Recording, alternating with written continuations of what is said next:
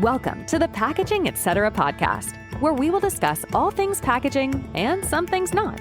We will hear from professionals across all areas of the industry: design, engineering, manufacturing, and many more. We will learn about packaging trends, new technologies, and cutting-edge innovations. This podcast is all about showcasing our favorite parts of the industry, the people, and giving them a platform to share their stories and their knowledge of packaging. Let's take this journey together. And now, your host, Matt Mulvey.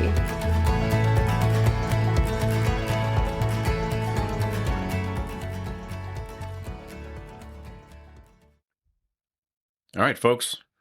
Welcome back to another episode. Joining me today again after a brief hiatus from episode number 1, my beautiful wife, Joanna. Joanna, say hi. Hi, everyone. And joining us also in a non-speaking role are our dogs, Sammy and Freya, because they don't know how to be alone. That's for sure. I mean, what else is there to do on a rainy Memorial Day weekend but, record an episode, right? Yeah, why not? Why not? By the way, we are recording this on Memorial Day, so wishing everyone out there a very happy Memorial Day, and special thank you to all active retired military. Thank you very much for your service. Special shout out to my father, Pop, Grandpa Slim, Jim Mulvey, who was a retired Vietnam veteran, and special thanks to him.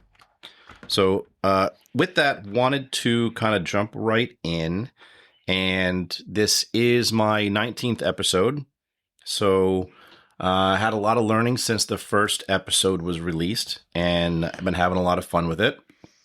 Wanted to recap a few different things and I guess get a little bit of perspective.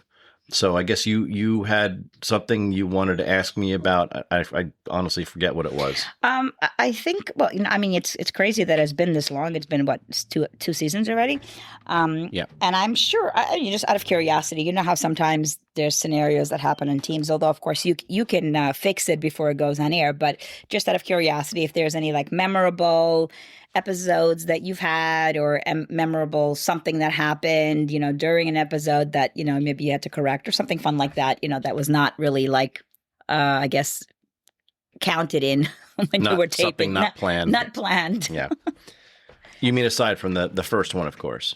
Well, yes. Yeah. So let's see. I would toss out in season 1 when I interviewed my friend Leo Frias. And when I went back and I listened to the episode after the fact, I had to laugh because the goal was we were going to record an episode and talk about packaging and talk about packaging equipment in the life sciences space and, give him a little bit of a platform to talk about Pack, which is the organization he belongs to.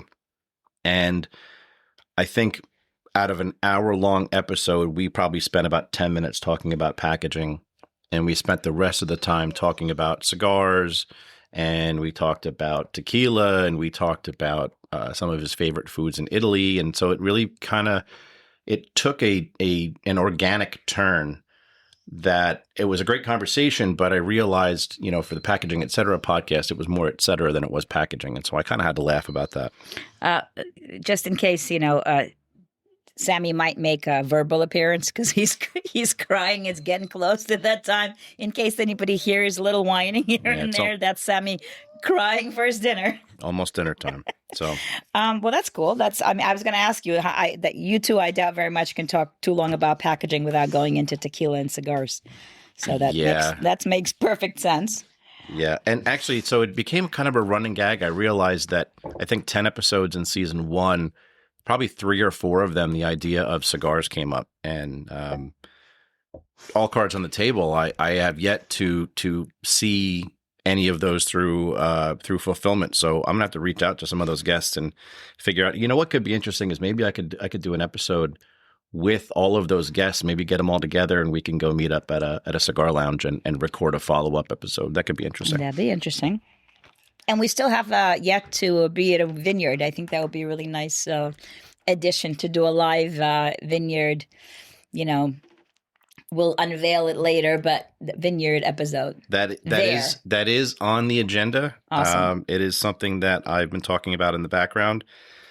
but timing's not right yet. So that we're going to table that one probably, I think, season 3 we're going to try to target. Sounds good. Sounds good. But it's definitely on the list.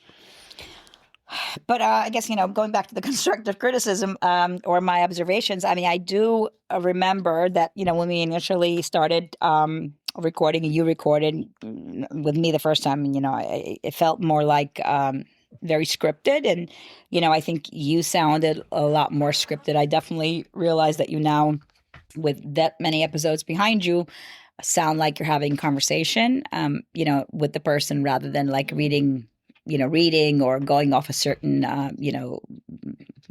play-by-play kind of notes. That's fair. Which is great because I feel like it's like anything else. You get used to it. You listen to yourself and you know how you're supposed to sound. But yeah, I feel like podcasts in general should be kind of like, the flow should be natural and kind of like conversation, which I think is awesome now that you got that down.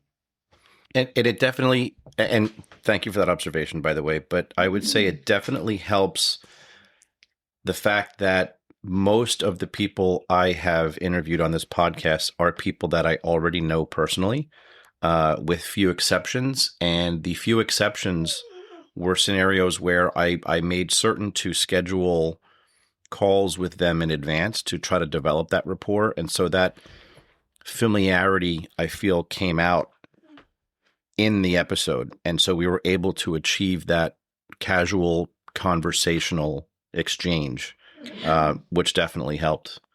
Have you had anybody, just out of curiosity, that you've interviewed on the podcast that's not, came like to you, that was organic, that was just like somebody that you did not know necessarily? So 2 episodes, actually, both in season 2 here. So the first one was shout out to Agnieszka von Batavia. She's with Constantia Flexibles. And while I've done business with Constantia in the past, she had reached out to me through a mutual contact expressing interest in recording an episode about sustainable packaging in pharma. And so that was released maybe 2 months ago. And then not this most recent episode, but the one before that was with Jen Smith. Kristen Shaner and I interviewed Jen Smith of Grow New York, talking about their program. They support small startup companies that work in the food and ag space, and they're based in New York State, as per the name. Interesting organization, really, really passionate. Jen came across as very passionate in that interview, and talking about how the deadline, which actually just passed. So I'm curious to hear how, if in any way, shape, or form, that podcast episode helped drive some organic growth on their side with additional applications specifically from the packaging industry. So more to come on that. I'll follow up on that in a future episode as well. But I think those are the 2 interviews that I've performed on this podcast that have come from, we'll call it John Q. Public, right? Versus me reaching out and saying, hey, listen, I think that this could be really interesting. Let's talk about something and maybe we'll record an episode together. How did they find you? Like, did they just randomly listen to podcasts? What platform? I mean, how did they come across you? I mean, Jen Smith, probably you've known, maybe she's listened and was just interested in doing it, but So Jen actually we were introduced to Jen through another previous podcast guest, Tom Seymour. He's the one that came on to talk about Mocha Energy, which is the coffee bean energy bar, which my understanding is available now for order. So if anybody is interested, they are out there. I have tried one of the flavors, but there are some others that I have yet to get my hands on. So if you have a chance, please check it out, and would love to hear your feedback. If you do give it a chance, or if you do give it a try, please reach out to me, precisionengsolutions.com. There's a contact us form. Find me on LinkedIn, or you can just direct message on whatever platform you happen to be listening. But I would love to hear some feedback so I could pass it along to Tom. So Tom is the one that did introduce us to Jen. I'm not entirely sure if Agnieszka found the podcast online or if she heard about it through our mutual contact or what. And to be honest with you, I'm kind of kicking myself that I didn't ask her that in the interview. So I'll have to find out about that. See how these things just pop into your head as you discuss them. Yep. But one of the interesting experiences that I had in season 1 was just as I was starting to learn how to edit the podcast. I had a situation, and I'm not going to mention any names, but the person knows who I'm talking about. There was a section of our episode that was discussed where apparently some proprietary information was shared, and so it became an issue where I had to go back and delete several minutes of that episode because it should not have been shared with the public. So that is now a prerequisite question to ask. It's a prerequisite question, but I actually put together kind of a what to expect one-pager document that I share with all potential guests. And that document talks about what to expect prior to the episode, what to expect during the episode, and then what to expect afterwards, right? And the things that I ask my guests and potential guests to, and Sammy's climbing up on Joanna right now. Maybe he wants to be a part of the podcast. He officially already is. I've heard him several times now. But one of the things that I do mention on that one pager is please don't discuss any trade secrets, nothing proprietary. You know, this is obviously something that is going out for the general public. So if you're under NDA or anything like that, please refrain from sharing that type of information. So that one pager has definitely been something that has helped me convey that information to potential guests. And I believe it really has helped everyone understand what to expect, like I said, prior to, during, and after recording. Getting back to your point about sounding scripted. So obviously my first episode, I didn't know what to expect. I was nervous. I was nervous too. Yeah. I mean, it was the first time I guess either one of us have ever done anything like that. And it was kind of as we discussed, kind of a spur of the moment thing where I said, what the hell? Why not? Why not me? Why can't I? But I've never been an actor, with the exception of maybe, fourth grade playing Abraham Lincoln in the school play kind of thing. It's never really been my thing. So I don't fault myself, I guess, for sounding scripted, but I have tried to be mindful of that as I do future episodes. And I try to keep it more conversational and light. So it doesn't sound like I'm just reading off of a page, right? I treat it like a speech where I'll write a speech if I'm going to talk for 10 minutes in front of a group of people, rather than standing there and having my entire speech written out word for word, which I will start with. I'll then kind of dumb it down to bullet points, just like I would do in a PowerPoint presentation. If I put a PowerPoint, which is a huge pet peeve of mine in general, if you read PowerPoint slides to me word for word, bullet for bullet, just email it to me. There's no need for this meeting. And so I try to build my PowerPoints that way where it becomes a talking point, right? Just like for today's episode, we have our talking points. We wrote them down. This isn't scripted. This is hey, by the way, make this point, or let's talk about that kind of thing. And then, and then see where the conversation goes. Sometimes just, things, topics occur. Yeah. Well, the conversation takes on a life of its own, like my episode with Leo, right? We talked about everything but packaging. So I mentioned pet peeves. Back to packaging? Back to packaging. Got to bring it back. I did mention the phrase pet peeves. And my last episode that I just recorded, Kristen and I dove into our top 3 packaging pet peeves, and we talked about some of the different platforms and designs out there in the world that really drive us crazy. And you and I discussed it after the fact, and you have a few of your own that you wanted to share as well. So yes, the floor is yours. What would you say? Oh my First gosh. off, do you have an honorable mention? What would be your honorable mention? We'll be right back. Hey, folks. Thanks for listening in to the Packaging Etc. podcast. Be sure to hit that like and subscribe button wherever you may be listening. If you have ideas for content or future episodes, I'd love to hear from you.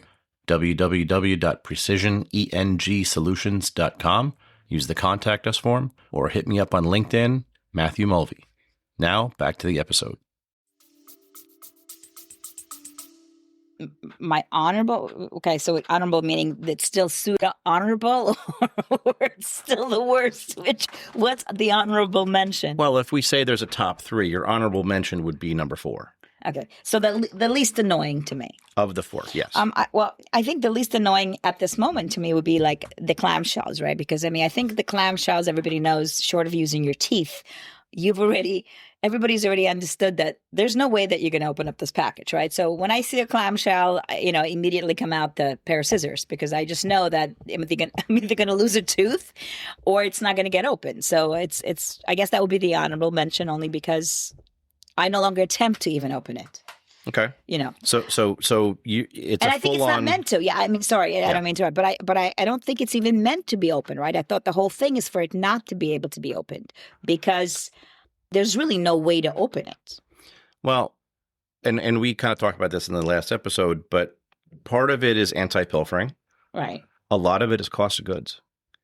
The equipment to manufacture those products, or I should say package those products into the clamshells, you're not spending, you could, but you don't have to spend millions and millions of dollars to automate that process. Your materials of construction are not super high for a basic clamshell package. And so it comes down to how much are you willing to pay for that product? Are you willing to pay more for it just so you can have it in a more convenient package? I mean, that's really, the bottom line is that's what it comes down to.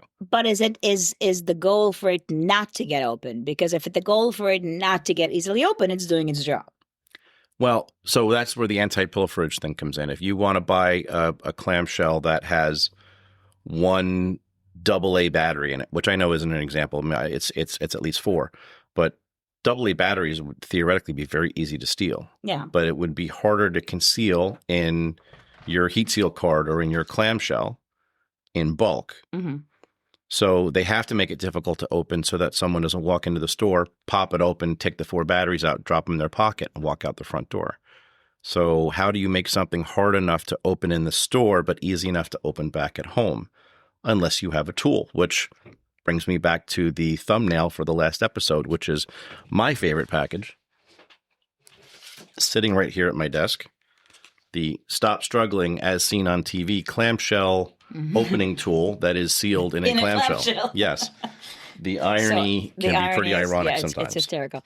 Well, anyway, so yeah, I think that would be my honorable mention. But again, I don't think I've ever, I think at this point in my life, I've realized I'm never going to open that any other way but with the scissors. So I've already, decided that's just going to be the way I'm going to open that package. Okay. But I think, and you know this for a fact, I think the worst on my list is the soap dispensers. For whatever reason, So we're jumping right to number 1. Jumping number 1, then I'd go back, okay. down the line. Right. Okay. Number 1 is the soap dispenser. For whatever reason, I'm just unable to twist it. And you know this because I find you wherever in the house and be like, can you open this? Can you open this hand cream for me? Can you open this soft soap for me? I do not know. I feel like I just twist that top all the way around and that thing never pops up. It just doesn't. So what we're talking about here are the distribution pump style hand creams, lotions, soap dispenser type deals where when it is shipped to you, the pump is in a compressed state to make it smaller, make the footprint smaller, the overall cube utilization smaller, so for distribution purposes. So when it gets to the consumer, sometimes there's a TE neckband or something on it that you'll peel off, and then you have to push down and twist the pump head in order to release the mechanism. Right? And so you're saying that's your number 1. I mean, it's got to be my number 1 only because I literally feel like it works for me once out of every 5 times. And maybe that's even, painting a more positive picture because I just feel like it never works for me. Okay. And I feel like I'm doing the right thing. I'm following the arrow. I'm pushing down. I'm turning, and it just keeps spinning, and nothing happens. Then, of course, I give it to you, and in 5 minutes, I'm like, okay, you're the packaging engineer. You get this open because it's just not working for me, and you usually do. And those are high pressure moments for me. I understand that because if I can't open it, then what does that say about me? If I'm the quote unquote professional, it says you need to write a strongly worded letter. Yes, I've done to that. The manufacturer. I've done that, by the way.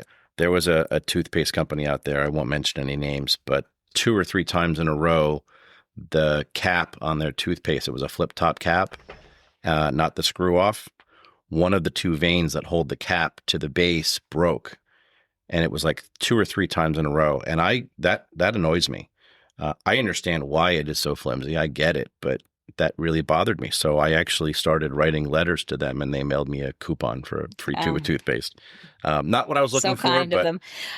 But when you said that the pumps, they're designed that way to reduce the footprint during shipping, you think? Yeah. I mean, it really is Yep. there. I mean, I thought it was because it, because obviously if it was already open, if any kind of motion would be able to, you squish the bottle and the product would come out. I mean, I would say that's definitely a byproduct of it. But if you think about when you ship the bottle out, let's say it's a 6-inch tall bottle, and then the tube, when it is opened, extends another 1.5 inches. And so you have an 1.5 inch stroke length every time you actuate that pump.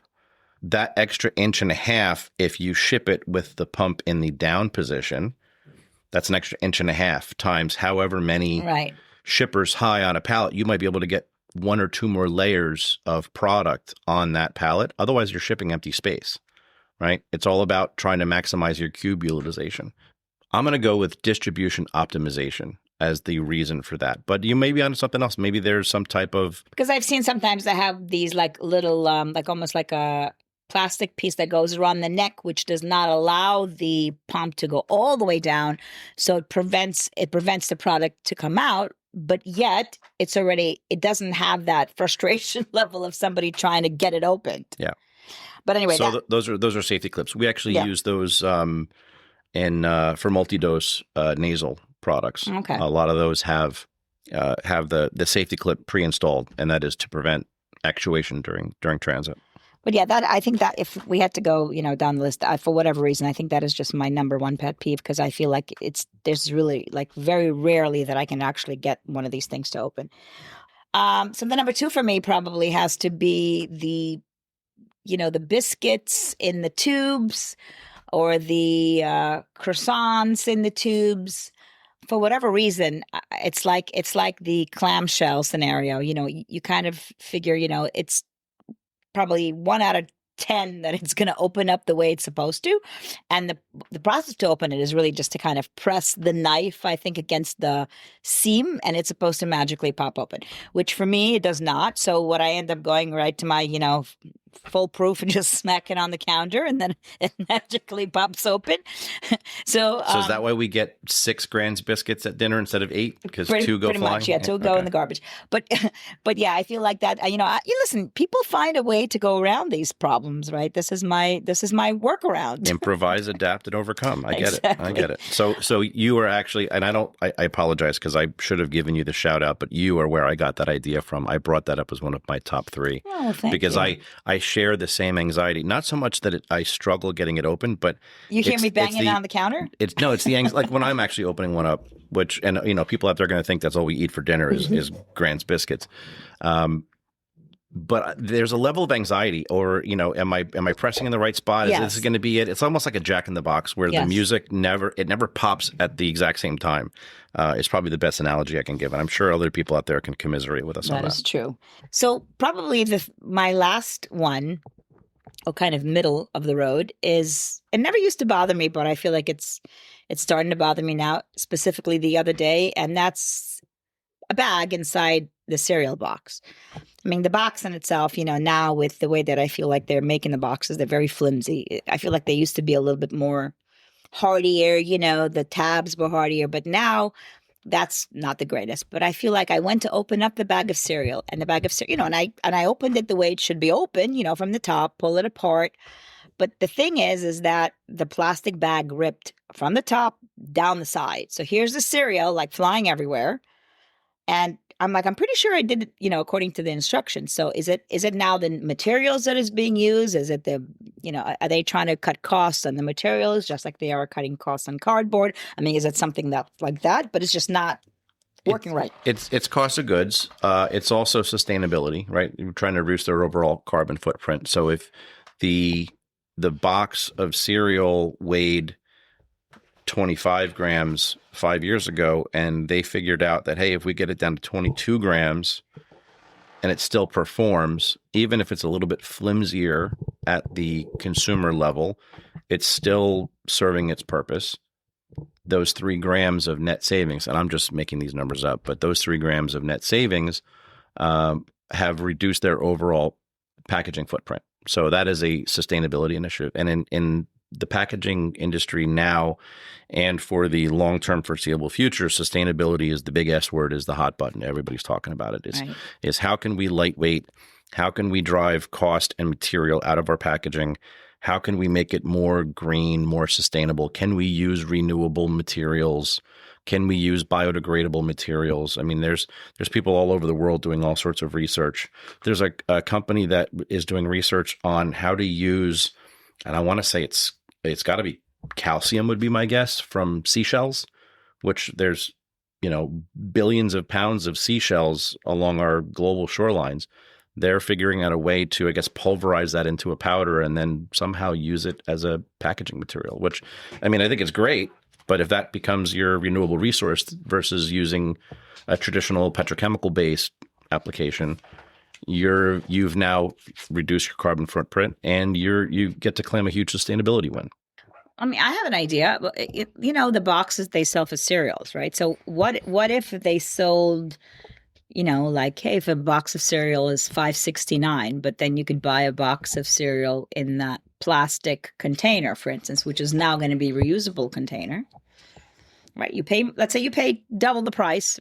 I'm just asking you, like, from your perspective in packaging, right? So let's say you pay, instead of $5.69, you pay $14 for that one box of cereal, right?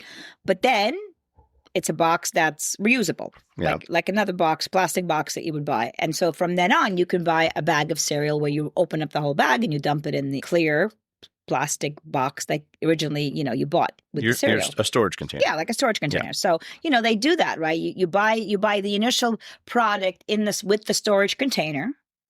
Yep. You keep the storage container. You then rebuy like a refill that comes in a much cheaper bag.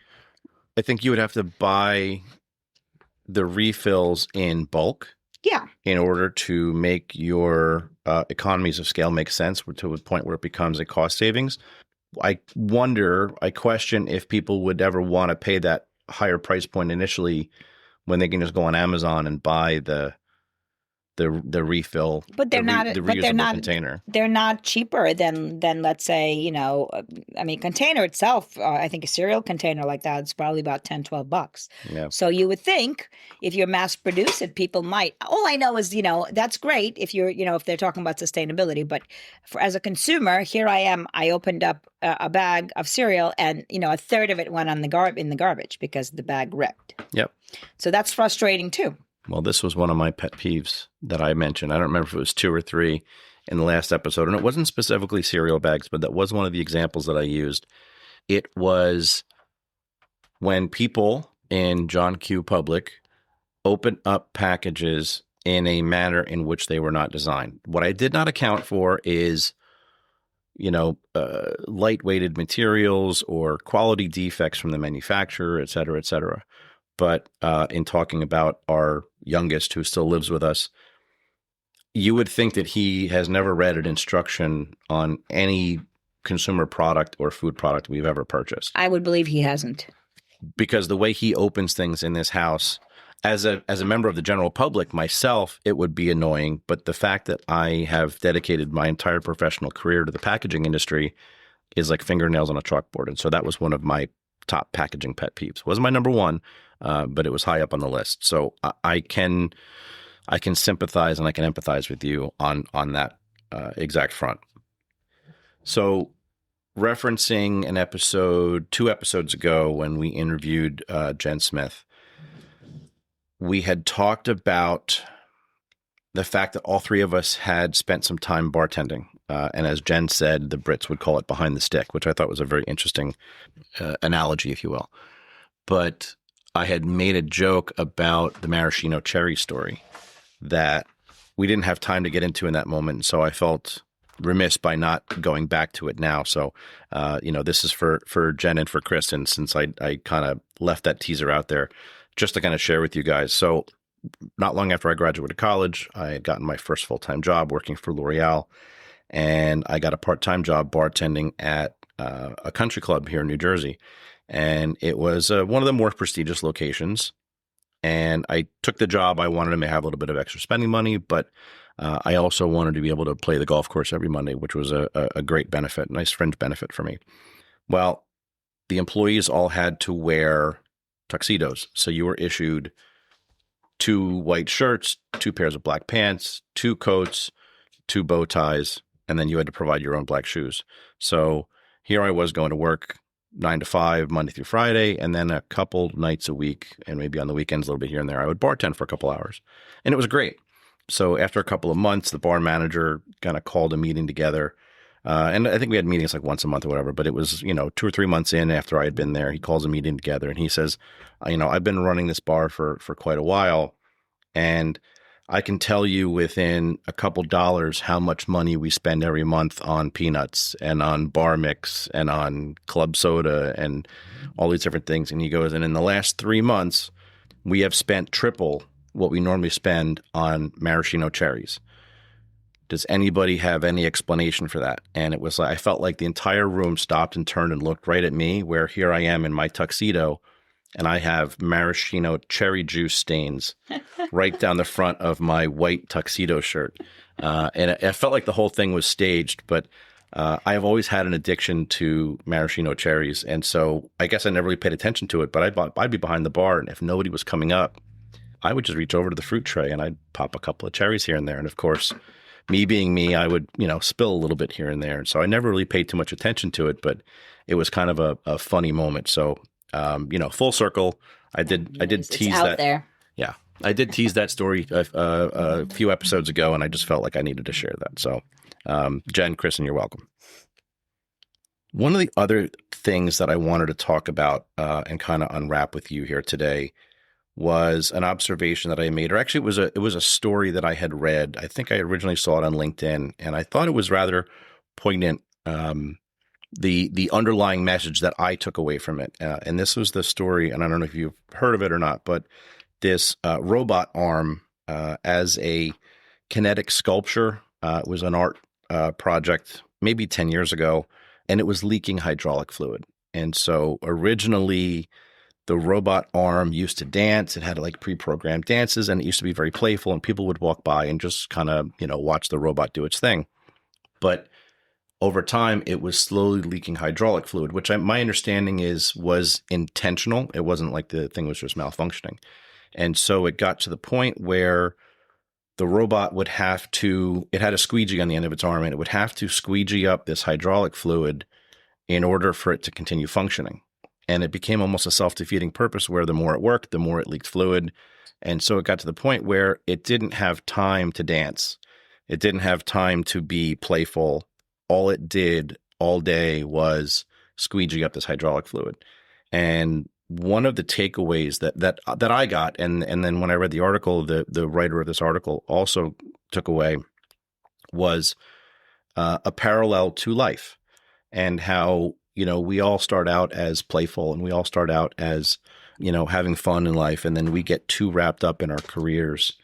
And then we get to a point where all we're doing is squeegeeing hydraulic fluid, right? We're doing whatever we can to sustain versus enjoy life, to perpetuate life rather than actually enjoy it. And I wanted to kind of bring that up because I thought that was a very interesting parallel. And it's not something specific to packaging, but I feel like that's kind of across life. I mean, I think I have seen that video. I'm super familiar with it, and yeah, it's interesting because I'm sure everybody takes away whatever. For me, I think it's I don't know. I correlate it with just the mental health, and speaking of mental health, May is Mental Health Month, so it's a near and dear topic to my heart. I am a mental health ally at work, so I feel like and to me that I think that calls out, the same thing with mental health and work, right? I mean, if you're constantly gathering up kind of leftovers of what's left of you, which is like the hydraulic fluid, right? There's only so much you have left, right? So if you're overextending, whether it's, work-wise, mentally, socially, you only have that much left. So yeah, you're always trying to kind of keep your head above water, right? Which is like you said, the robot doesn't dance anymore. It's so busy trying to just function, and the function only gathering just enough so we can gather some more. Yeah.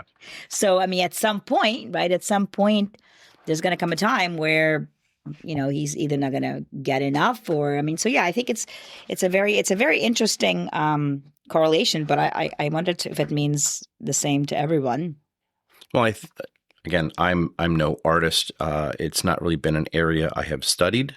I can appreciate certain forms of art, but my very basic understanding is that art is all about how it makes you feel and what it makes you think. And that can be very specific to every individual. And so what I take away from it might be different, or most likely will be different from how someone else interprets it. For sure. Right. But I feel like this was kind of an underlying theme and I'm not so sure that this is what the artist intended. I don't remember the artist's name. I want to say it was a gentleman from Japan who originally created this kinetic sculpture called Can't Help Myself, I believe was the name of it.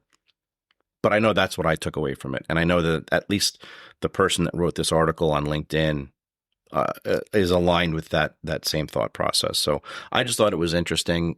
I know myself personally, I'm guilty of getting really, really wrapped up in my career, and I really have to take that moment of pause, and remind myself that there are other things at play here. Our youngest is getting ready. He's going to go into his senior year in high school. Well, I almost slipped there, college. Wow. Senior year in high school, which we all know what's coming next. And depending upon where he goes, he may be going away. And so I know I only have a certain amount of time while he's still here, before he goes off and starts to spread his wings. And so I want to make sure I take advantage while he's around. And so I don't want to spend all my time squeegeeing hydraulic fluid. I want to get out there, and don't take this the wrong way, but I want to get out there and dance a little bit. I want to go out and enjoy and have fun. No, I'll make reservations. Yeah, no. Nice try. So yeah, I thought that was interesting. I wanted to share. I do like. I think it's actually a very, very, very interesting, and maybe the artist really meant, for everybody to take away something different, because it may mean something different to everybody. But it's very interesting. It's I think it has a very wide range of things you could take away. Whether it's personal, whether it's professional. Yeah, I guess how you take it kind of tells a little bit about your own psyche. Exactly. Right? Now, pivoting a little bit here to make a nod to the show Friends. Pivot. Never watched it, by the way. No, never been a fan. Sorry. I haven't watched all the episodes, but I've seen bits and pieces here. But there's a funny episode where they're moving furniture, and as you can imagine, moving furniture is never an easy process. There's always some level of stress and anxiety, and so I'll leave it at that. But for those that have watched, you can know exactly what I'm talking about here. So we're pivoting. I wanted you to share with me and with everyone, the story about this event you ran at work, the wine tasting and the music and all that fun stuff. You recall that? Yes, I recall that because it was in Napa, the trip that I dragged you kicking and screaming to. Yes, kicking and screaming. to meet me. And then dragged me kicking and screaming home. I want to say it was not last summer. I think it was the summer before last. No, Napa was last year. Was it last year? Then it was last year. So last year in Napa, it was my West Region team building event, and it was supposed to be wine tasting, which was really cool because they gave us the wine tasting was happening in like an old mansion, so it was like a really interesting, very kind of like artsy building. And we were in a dining room, but we did not really know. We just thought it was a wine tasting. But what was interesting about the wine tasting is that they would pair music with wine. So in other words, you would have 2 glasses, let's say Cab, right? And you could listen, taste that wine with, let's say, blues. And then you'd make notations of how did it taste? Was there fruity? Was it dry? Was it this? And then they would say, okay, well now, we're going to put classical. And you would taste the same wine now with classical music. And believe it or not, the wine tasted different. And that was their claim to fame, that music does do something to your taste buds. And I can say that it for sure did for me, because I'm not a red wine drinker, as you know. But there were some wines where, like, I took a sip and I was like, ugh, I it's not for me. But then for whatever reason, with the next round of music, I was able to take a sip and I did not taste the acidity that I initially tasted in my first sip. So I thought it was a very, very interesting exercise. So we went through like probably 4 or 5 types of wine, and everybody, it wasn't just me. It was like the group. I mean, could it be just one of those, like, suggestions that, one Almost of those a placebo effect. like a placebo effect, like, oh, let me give you a suggestion. So now you're like, okay, well, I don't want to be the only one who doesn't think it tastes different. But I feel like some people said, no, kind of tastes the same. But it was very, very interesting. It was a very interesting experience for sure. I'm just curious if when they put the classical music on, did anybody stick their pinky out? I don't recall. No? Okay. I don't recall. But I would highly recommend, and I wish I knew that ahead of time, because I would totally give them a shout out. It was a place in Napa. It was gosh, I couldn't remember. I know it started with a J, but I don't remember the name. So maybe I'll give that name to you, and you could give them a shout out. In the future.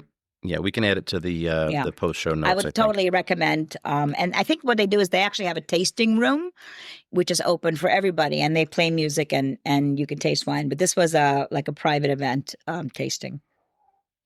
So I asked you to share that story because I feel like there is a packaging parallel here that I'm curious, and I wanted to kind of toss out there. So, and this kind of circles back to. I'm going to go to clamshells because it was an honorable mention for you, and it was my number one. It was Kristen's number one. So obviously, clamshells are a major source of angst and frustration for a lot of people. I wonder if listening to different types of music while you have to open an annoying package could have an impact. Like imagine having to open that clamshell package and listening to Wagner's Flight of the Valkyries. Right. That song is very, very theatrical. It builds. Right. Stanley Kubrick used it in a famous scene in the movie Apocalypse Now, where the helicopters are flying in and they're about to wage war. And they're actually blaring the music from the helicopters. And it's a very, very powerful scene. Imagine trying to open that clamshell, listening to that type of music, which is meant to kind of pump you up. Or listening to like a Claire de Lune kind of thing, very, very soft and slow and melodic kind of a thing. I feel like I would be much more relaxed trying to deal with something frustrating listening to one versus the other. I think I would probably have to listen to Claire de Lune, for like 45 minutes prior to the picking up the clamshell. Yeah. Maybe only then it would make a difference for me. I'm not so sure that it would make a simultaneous difference for me. But I see where you're going with that. I think that, listen, I think music affects everything. I mean, you and I are very big into music. So, I feel like it triggers memories, it triggers smells, at least for me, so why not? Why not trigger moods or the way you, relate to something? Yeah, I thought that could be an interesting experiment. We might have to kick that one around a little bit. Maybe put that out to your listeners. They can try to open up a clamshell. Yeah. Let me know how it goes. Yeah, different types of music. Let me know how that works out for you. All right, cool. Well, this has been fun. I'm glad we reconnected. Episodes 1 and 19 now. We'll have to find an excuse. You mean reconnected on your podcast? On the podcast. I mean, we aren't married. Yeah. That's true. That's okay, true. good. Good point. Sorry. We do live in the same house. I'm just Freudian slip. Glad we reconnected on the podcast. Let me be more specific there. But we'll definitely have to find an excuse to bring you back for season 3. Thank you. We'll find some new topics to unravel during that. But no, this has been a lot of fun. So I'm glad we did this. Thank you for having me on your podcast. I hope it sounded a lot less scripted than previous episodes. I mean, I know I feel much more comfortable and, more like it's a conversation. I know that I feel like you are that way too. So hopefully it does sound better. Well, I think we have enough of a comfort level with each other now that we can just kind of Now that we've reconnected. Yeah, yes. Now that we've reconnected. Thank you. You're not going to let me forget that. Nope. Ouch. Okay. Everyone, thank you so much for listening in. Please hit the like and subscribe button. 5 stars, depending upon the streaming service you're using. Would love to get feedback from you guys. This is now the second episode I've done where we've talked about packaging pet peeves. If you have a specific pet peeve that does not appear on any of our lists, would love to hear from you. Maybe that's something we can talk about. Maybe it's something we can put into a future episode, perhaps even find someone that works in that space that can come on and join us to talk about your pet peeve and why it is the way it is or what we can do to fix it. So with that, we're going to sign off. Thank you again, Joanna. As always, a pleasure. Thank you. Take care. Bye.